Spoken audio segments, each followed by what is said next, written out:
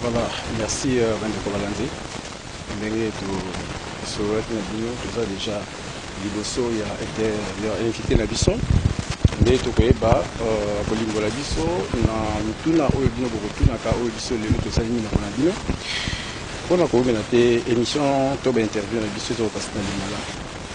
Kasi nazali kopesa déjà maloba epai ya bandeko na ngai bapanzi sango autour des rôles moko déjà akoki kobanda la napesi mama Noëlla akoki kobanda déjà napesi.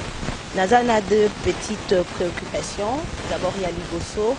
Tomoni, il y a déjà plus de 30 ans, Tomona qui église Kimbangis de Bandai pour célébrer Noël. C'était le 25 décembre, Neti, église Moussousou.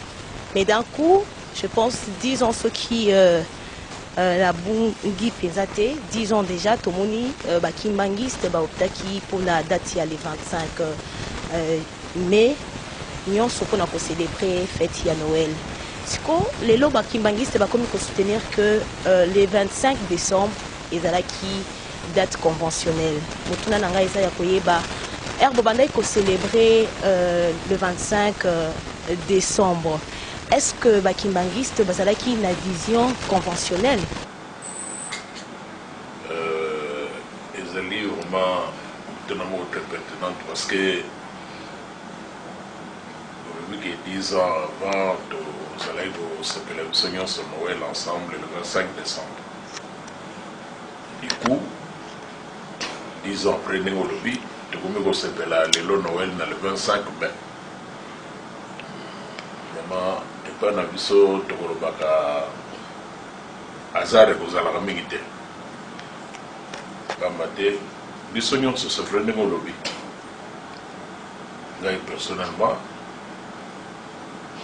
Botami, de une église catholique, dans la même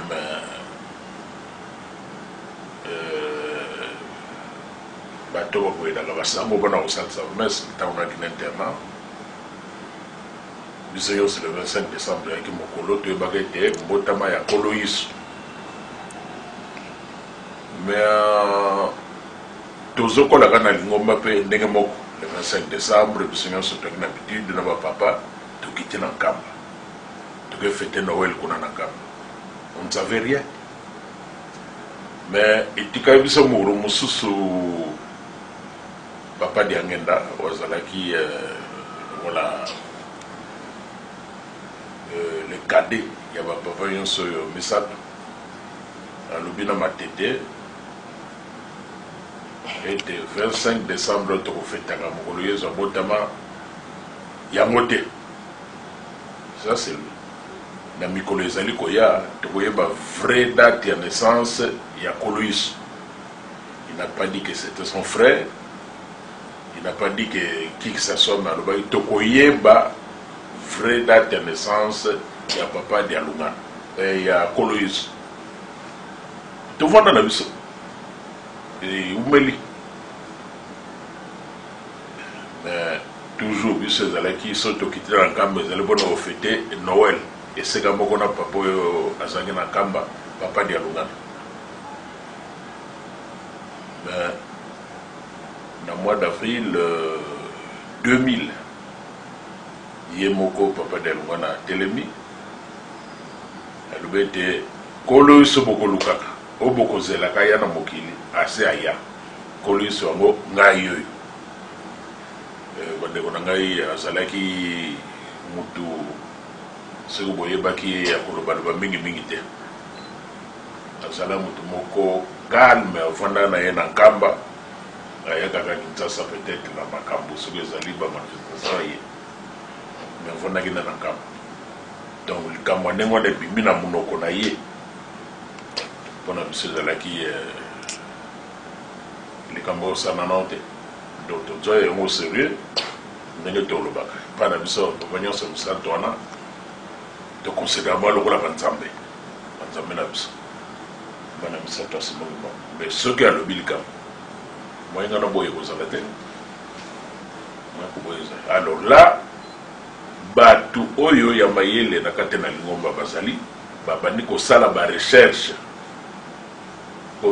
Exactement le 25 mai, Zali Nengenini.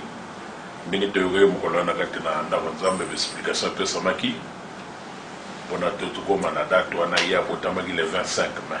Et puis pour Nini, bon, optaki pour le 25 mai, mais bon changer te pour n'occuper ça comme mususu, pour reprendre kaka kombo ya fête de Noël. Je crois que ezali mbotama, ezana comme mutute mais nativité Noël.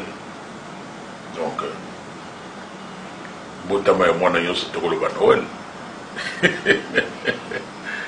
Tokoloba Noël na mbotama mwana nyonso donc pour changer ceux qui te limitent au bimsel comme ça parce que mindele ba ela biso c'est vrai yango ka tozolo belati lelo ezalaki biso nyonso awa tosepelaki makasi ezalaki Noël mais message clé nini bandeko baza kolanda biso na ngonga oyo bakoki ko retenir pour la célébration 2019 moni ndenge leki awa ndenge tolobaka tant to bandi ko fêter awa ezalaki ndenge za lelo te to ndenge ezalaki samedi te bambate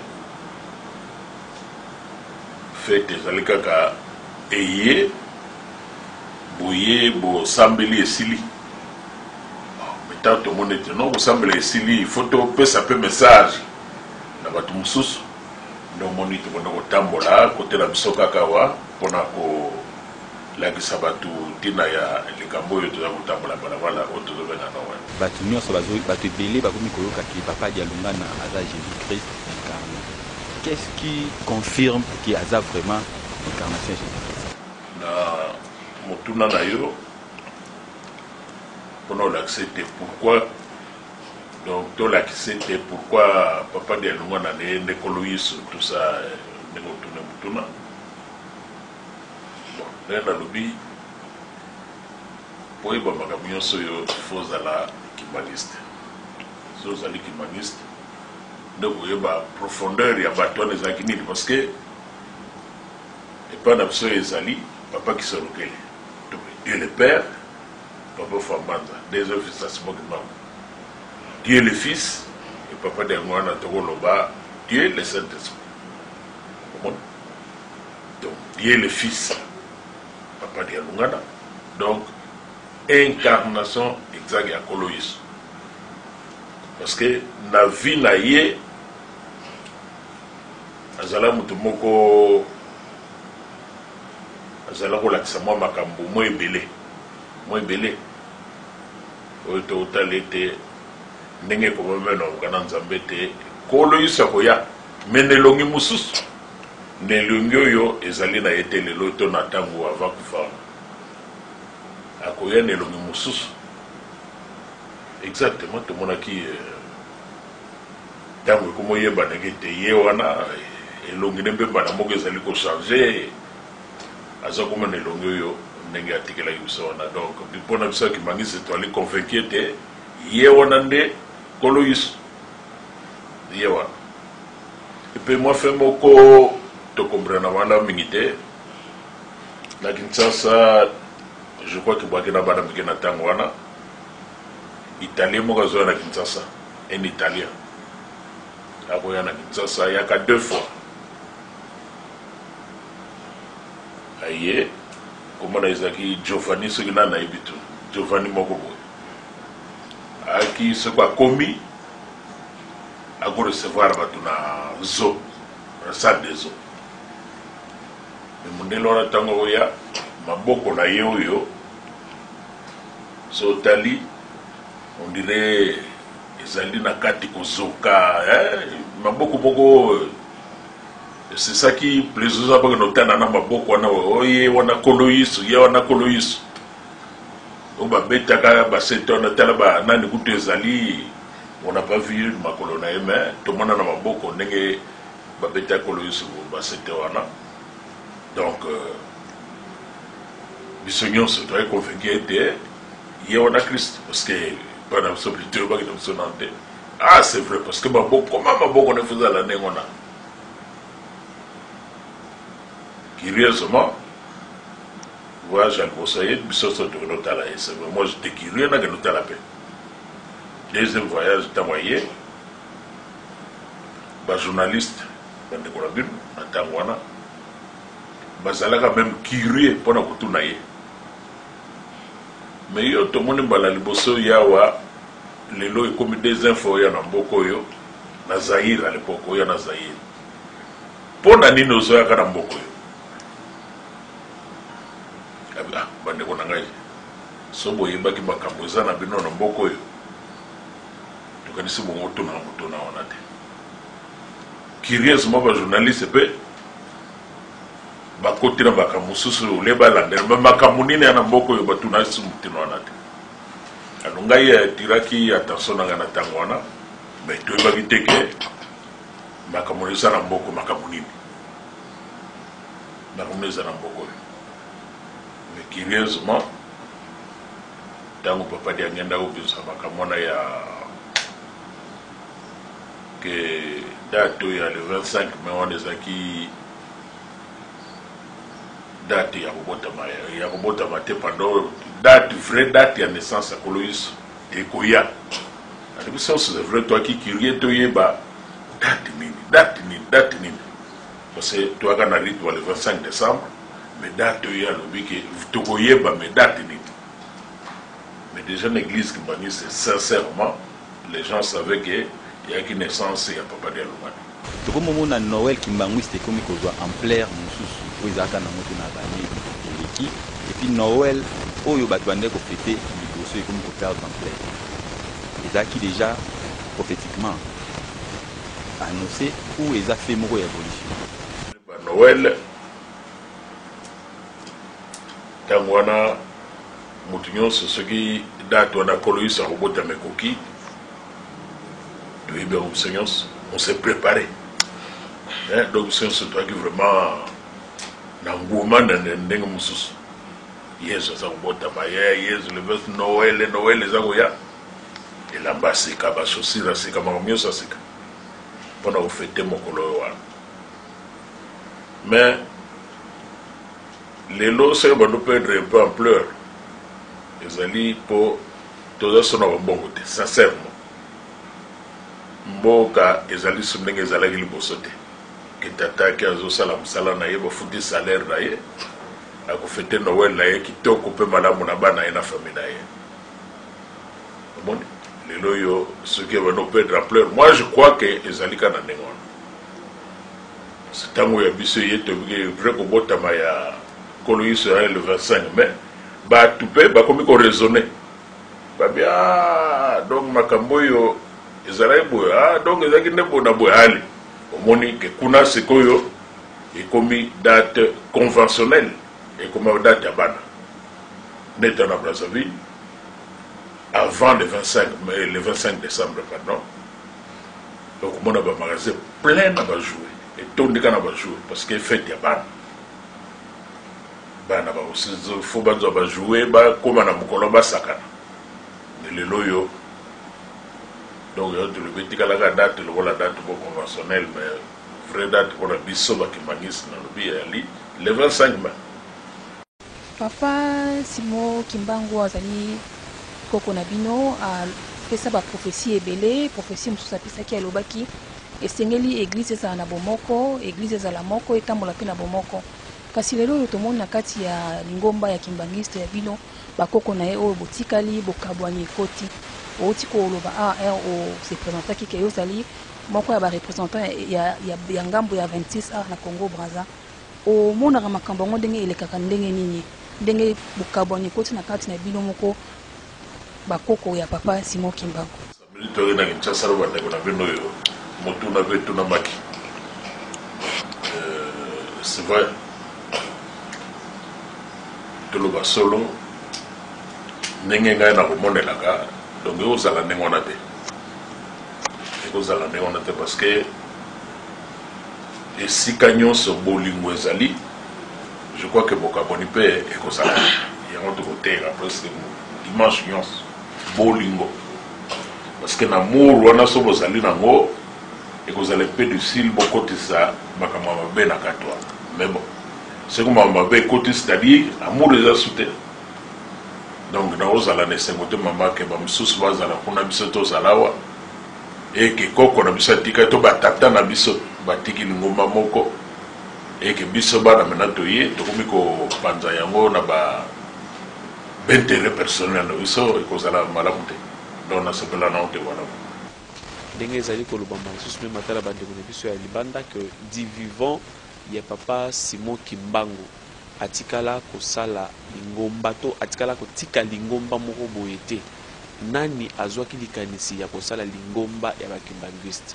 papa Simon Kimbangu ye moko to bana oyo atika nde babanda lingomba ya bakimbanguiste papa Simon Kimbangu abandaki likambo oyo ndenge boyebeli na le 6 avril 1921 le 6 avril 1921 c'est vrai okoloba ye atika lingomba te me abandaki lingomba na 1921 pamba te tant tokomaki na l'éveil ya le 6 avril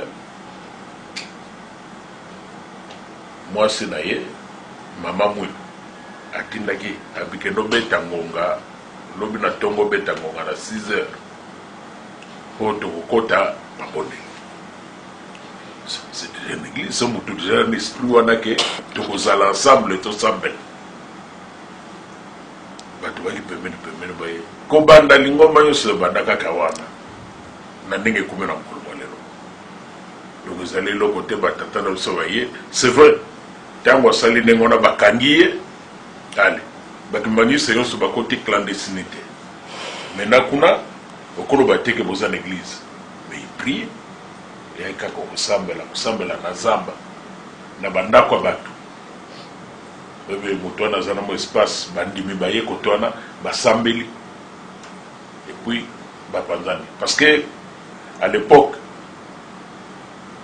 babelge bakolinga te likambo oyo mpenza ebima na miso na bato to ezwa nguma ndenge eza lelo bakolinga te so bamoni bino bozosambela na nkombo ya Simon Kimbangu alors là bakangi bino ndenge tokoyokaka bakanga bato na période ya ye Simon Kimbangu au moins 37 000 familles bakangamaka mpe batina bao bipana bipai kaka na Congo Kinshasa te même na Congo Brazza tina Angola ndenge uti kolobela likambo ya bolingo oyo koko na bino Simon Kimbangu atikela bino lokwa mobeko bolingo mibeko na misala mais siko bino ndenge bozali kotambusa yango na mikolo oyo mokomisi yango bozali komemela yango lokola philosophie bozali komemela yango lokola idéologie to concept moko boye po boye bandenge nini ya kotambusa lingomba na bino ezali likambo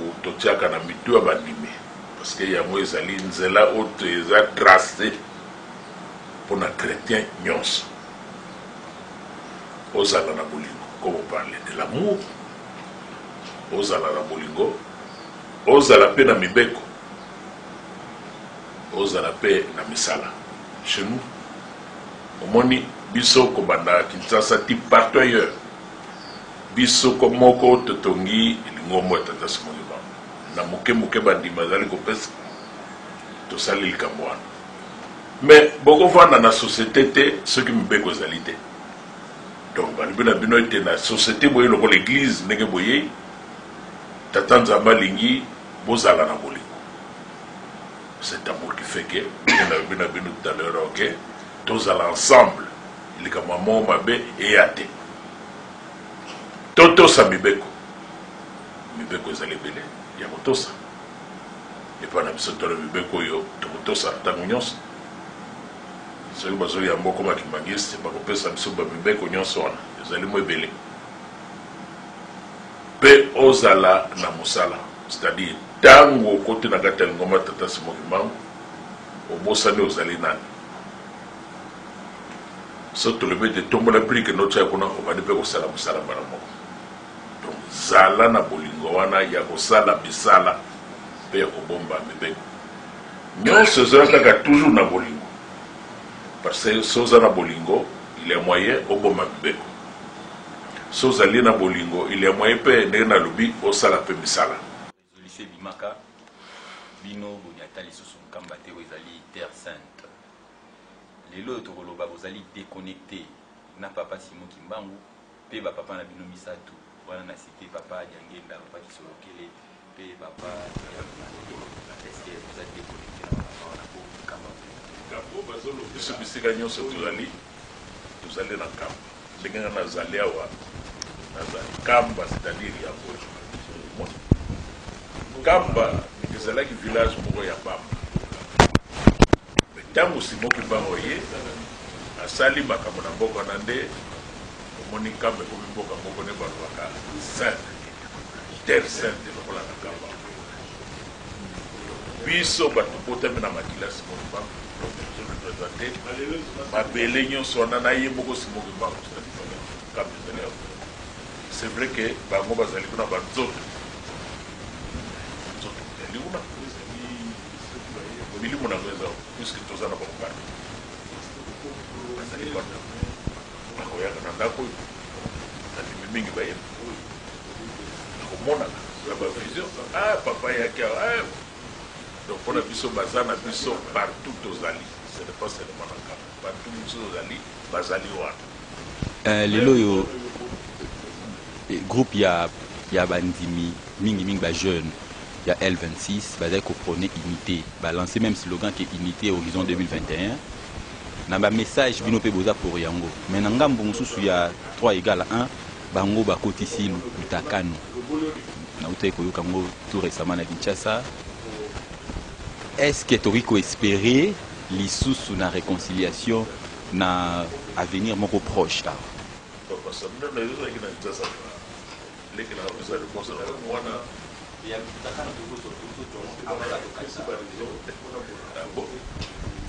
Mutakano zani tulisosa mkopo bioza mutakano zani rassemble ni batu basangani komi mutakano motolobela likambo bazolobela oyo sokotali ndenge na biso kimbaniste ekozala ndenge wana te papa ekozala ndenge wana te puisque na mokanda wana esalami toyebi te nani asali mokanda wana toyebi te. Et puis moi ça m'a étonné parce que même le ministre de l'Intérieur à Mboko mokolo bamemelaka mokanda wana tali abime malheureusement c'était pas signé ezali signé te original ta bimaka yaki signé te. Mais ça, ce n'est plus une église. Vous allez, ceux qui voyaient, parce que beaucoup prônaient jamais Makambo et Baba Komina Katana Mukandawana. Oui, et le BT, ce que vous allez sambe là, qu'on n'est pas na bango, et que vous allez na bande qu'on a 26. Bossa na bango. Même moi, no yoboti, bossa na yi. Aza sumwa na yote. Yogi papa. Osanaï. Ceux qui m'ont battu Makambo, il y a Koufa par exemple, Moutumoko ya binope a wate akende kuna. So ba monoke kuna, ba longolo l'église. Ozomuna isa Makamoko, nalika mwanzambe, nzamba zo senga bolingo, azo senga binoso bozale longo, beaucoup mo benga na batu nenge wana. Non papa, il y a auto lukutaka nouana parce que baba pesi ba raison pour renforcer résolution ya wana basali lukutaka nouana c'est pas vrai qui motema babe kaka ezo continuer pour na tokoma ensemble tena mandeko bazali kuna nde bazo créer ba biloko ndeko nanga mota sala ke lokwana ndeko nanga mota sala ke lokwana kaka bato bazingi zingi bango wana bato no sala ka makamwana. Parce que biso soto kufeli sincèrement depuis Bakamongo et Bimi de kufeli belle-sœur na biso na Kinshasa au grand frère na Bisatika, moi c'est grand frère na Bisatika, mais ça le geste quand même Tonkamba to kufeli ce mec geste ya mais na mukanda kuna ba communique bazo tinda batu mususu bakome sika tozali toko pesa yedi zomo. Papa Kisolokele mutuna nanga ezali ya koyeba lisolo ya papa Simon Kimbangu makambo ya sala ba miracle o ya sala ba prophétie o ya pesa ba date historique o ya église kimbangiste o bino bobombaka eyeba na aka mingi pana mingi basambela na kimbangiste oti koloba awa azali prophète munene ayebana mpona nini te église kimbangiste asala ete lisolo wana ebetamaka bisika nyonso ezala na bamikanda ezala na balivre oyo bato bazali koteka lisolo etangama mpona moto nyonso aza na besoin ayeba papa Simon Kimbangu ayeba yango facilement mais tokomona mingi kaka lelo eza date boye bacelebra eloko boye mais eyebana vraiment te eza lokola neti boprivatiza mwa lisolo yango kaka bino na bino bosololaka yango. Mama, lisolo ya Simon Kimbangu ezali mulai pamba te ndenge boyebeli ntango bani mosala na ye ndenge azalaki brumé na ndenge babelge bakangaka ye mpo baboma mosala wana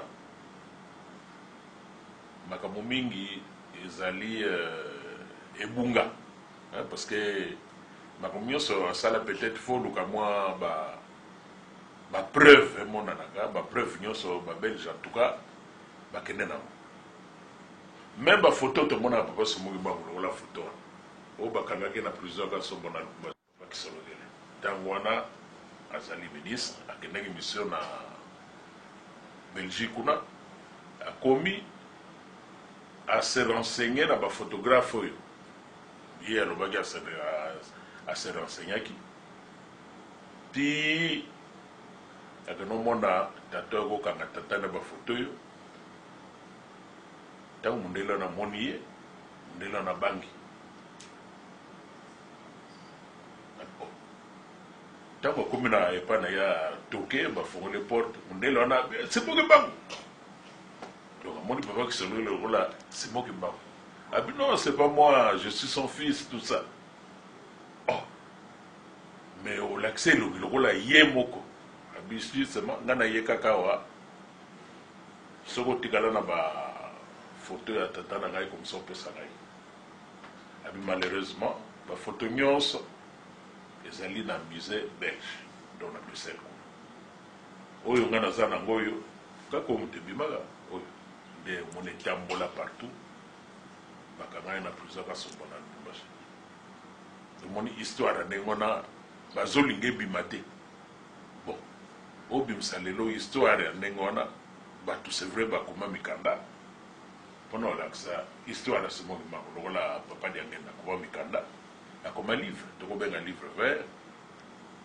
bato bakende nzinga ya papa Diangenda bakoma mpe mikanda mais bon omoni likambo pose à l'intéressé nango il faut linga ona so linga yango te Simon Kimbangu mboka ne yango mais yebani wapi yebani kaka siko nde bato otia makele nde bakoma yeba il est un type comme ça mais je dis sauf que par exemple à l'étranger lokola na poto Belgique ton en France on te parle de Simon Kimbangu. On te pose des questions sur Simon Kimbangu. Même. On a été dans Zaïre, ça c'est en Suisse, la question Suisse. On a été dans Zaïre, ah bon. Ah mais, comment va Simon Kimbangu? Comment va Simon Kimbangu? Comment va Simon Kimbangu? Il y a quel Simon Kimbangu? Ah bon, mais tu connais pas Simon Kimbangu? Ah ben, j'entends parler, j'entends parler. Ah bien, mais c'est lui qu'on dit les prophètes chez vous là-bas. Ah oui, il va bien. Il va bien dans le cas il va bien. Ah, il va bien comment il est déjà mort, lui, comment il va bien? Moi, non, il est là. Il est là devant toi. Mais qui? Mais c'est moi qui te demande. Il est où? Ben c'est moi. Ah, et ticket mon élève. Oh, mais toi, c'est toi, c'est moi qui bango. Je suis son petit-fils. C'est moi, c'est moi. Ah, tu n'as pas mis qui rena l'année, mais oui, ma camona n'engeni d'abi. Non, mais j'ai une sœur qui était au Congo, qui est déjà rentrée ici en Suisse, qui nous parlait de Simon Kimbangu. Nous, on est curieux de demander aux gens, surtout des Congolais, des Zaïrois, à l'époque, Zaïrois, pour savoir l'histoire de Simon Kimbangu. kuna bayebi me biso wa na bandeko na biso na mboka na imoko histoire ne bimeza mo pasi koyeba pamba te bato balingaki te likamwana ebima. Papa motuna mosusu ezali ya koyeba toza na kati ya nganga lingolo tomoni bamisala oyo bino église esali tomoni botongi temple ya monene boza na résidence eza bilo oyo evalorize mpe na cité. Est-ce que bozalaka na makanisi mosusu ya malamu mpona kotonga to na ntina ya kosala makambo mosusu mpona cité oyo ekende lisusu liboso? Parce que tokotela makaka te totongi temple totongi ba résidence totelemi te. Awa il faut totia bekole, awa il faut totia hôpital. On a des projets toza na mama na mikolo ezali koya yango wana totia école totia hôpital. On a des projets toza. Sinon pona kaka tozali peut-être prudente tant que côté awa une parcelle de 20 mètres carrés coûtait à peu près 300 000 à peu près. Mais les loyaux, une parcelle, il y a 20 mètres carrés, il faut compter au moins 4 millions. 4 millions. Bato batongi, lokola tata moi tongi le bosso wana, ndako etage atongi wana, alinga revendre biso terrain wa. On a moni que moi na entré malamu te, c'est mieux na pesa bino lupango na bosso na bino lupango na ngai. Ozu peut likanisa malamu, il est sénateur le monsieur. Mais tu peux se combien? Aux 600 millions. Tout ce monde, tout ça, dans une jeune église. De côté, je crois, en 2004, de ton côté, dans le Bolo. Et c'est quand même ça, la moi, ça, la 600 millions de côté. Il y a où tu ça l'été, tout ça, dans mon freinage. Pona tozangi place ya kotia biloko tozana besoin. Tozana lupango mona somba pe na sima ya munene ya 100 mètres carrés je crois. Na sima et pas tout sambala ilo bedere là. Na moi cité dans le couloir. Et dit les loyo ba vendeur na bisona ba kene na tribunal. L'état pas le bon absolument là. Peu comme vraiment bino fozel. Tout ça vous ça fait je crois depuis 2015, puisque tu as inauguré le temple en 2016, toi qui déjà convoité le Pamona, n'a pas ça déjà dans le monde, c'est n'a pas ça dans le monde. C'est 30 millions, mais n'a pas ça déjà 22 millions. Tu as mis en avant. Si nous avons un salami de éviter. Mais le Pamona dit le moment où vous avez un tribunal, or nous sommes sur le tribunal, nous avons s'engager. Bayokana, n'est pas comme ça. Biso sur terrain, voilà. Toi, la place, tu as peut-être hôpital, tu as école. Somalinga tu na question ndenge ozali kokamba lingomba ya ba 26 awa na Brazzaville où ezali mboka mopaya. Est-ce que le gouvernement iranda tâche facile? Awa tozana likamona l'état. Ngai na yawa na 2004 na yena boko na Brazzaville na zumi kanana ngai ndenge sengeli en tant que Congolais de face à la carte de président et Zanangai il y a on a vendu là l'état et puis l'état église c'est vrai moi mon boulot c'est toujours ce bateau na bino kutanga na ba komi mikandawa que wana baza nord te baza ba rebelle là au monde l'état comme intéressé.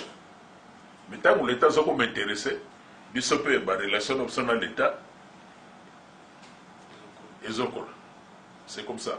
Sinon, tu as comme l'État. Ouais. Tu sais que tu as même bon, tu as la maman, Papa, tu donnais les lots Batumususu, Bazolo, Bak, Ndenge Bokomo Kamba, Église Kimbangiste, Bobini, la vision au Ezalaki, il y a prophète Simon Kimbango.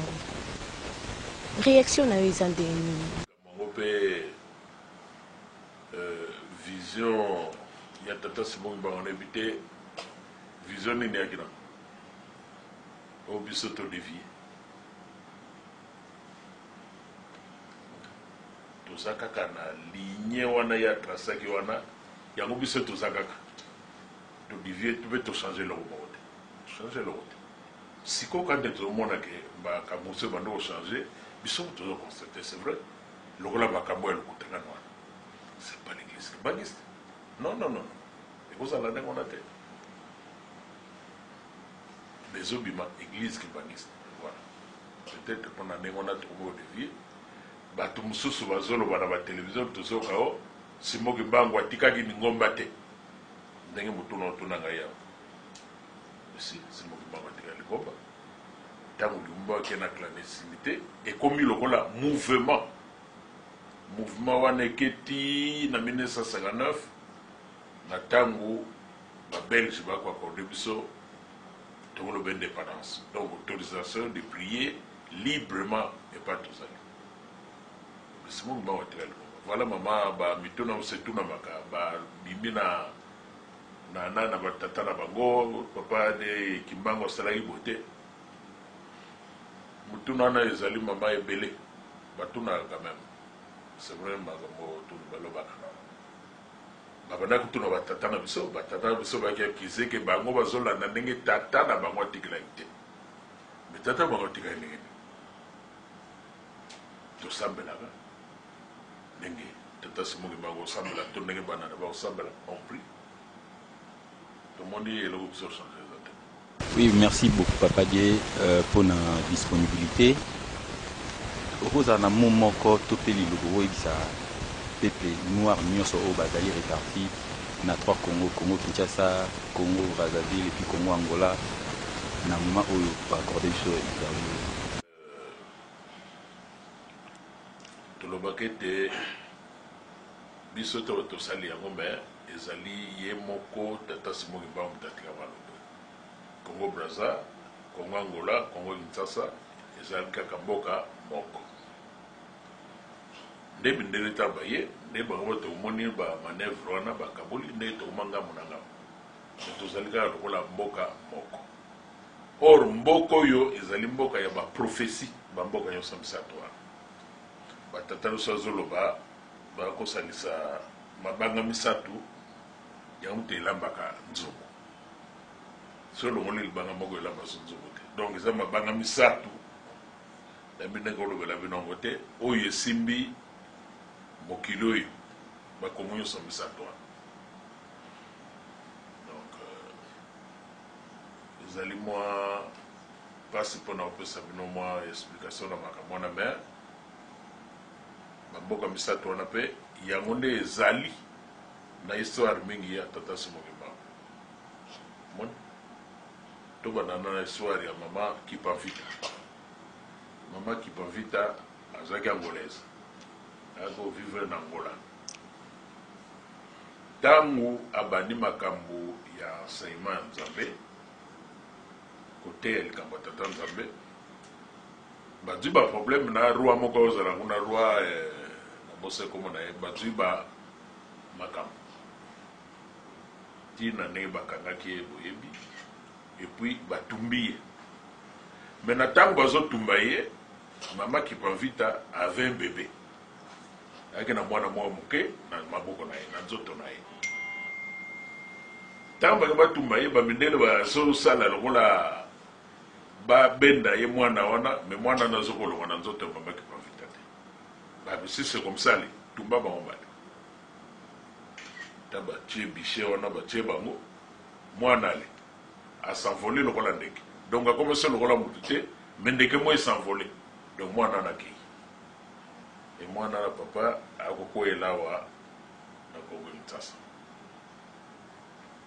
Congo Kinshasa mwana nde Simon Kimbangu akokoyela parce que mwana naki na mokongo na ye ezalaki parce que Kipavita ayaki mpe lokola prophétesse moko ye basala makambo ndenge papa Simon Kimbangu akosala koguérir batu koloba makambo tout ça toujours na kombe ya Kimbangu ntango bazoboma ye te oloba ete bobomi ngai mais oyo akoya Kimbangu akoya ye nde akosukisa bino nyonso et voilà papa makambo ndenge ezali alors tango ekomeli biso kuna na Congo Kinshasa